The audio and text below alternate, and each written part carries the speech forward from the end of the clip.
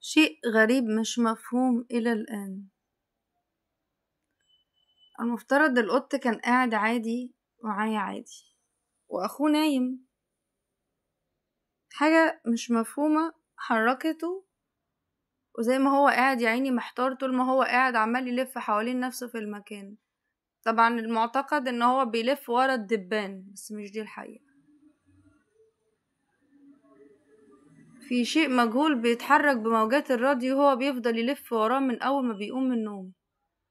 قلنا ان القطط بتعرف بتشوف وبتسمع الموجات الفوق سمعية اللي احنا ما نقدرش نسمعها.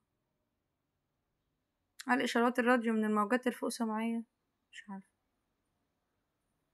هو كان قاعد عادي، بس في حاجة هي اللي حركته يضرب اخوه، وعشان كده اخوه ساكت، لان هو نفس القصة برضو.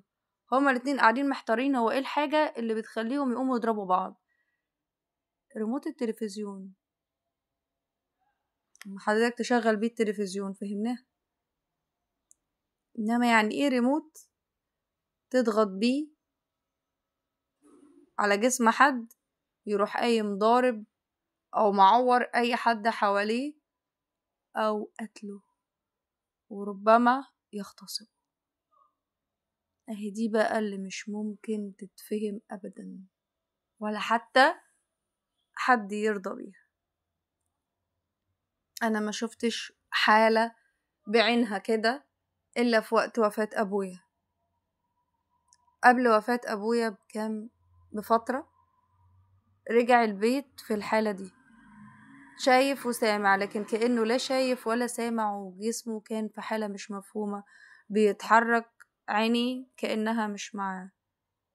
بس ده مش تعاطي مخدرات، حاجة محركة جسمه وهو مش حاسس. وانا ده اللي كنت بقوله عليه، يا بابا امريكا عندها علم، لازم نعرف هما بيعملوا ايه عشان نعرف احنا كمصر عندنا قدرة نحاسبهم او نحاربهم او لا.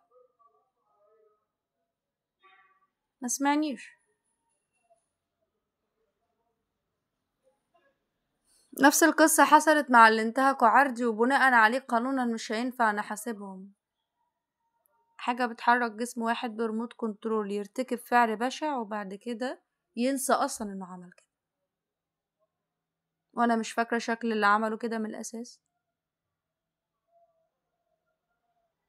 حرفيا الناس بتتحرك بريموت كنترول شبه العرايس الماريونيت.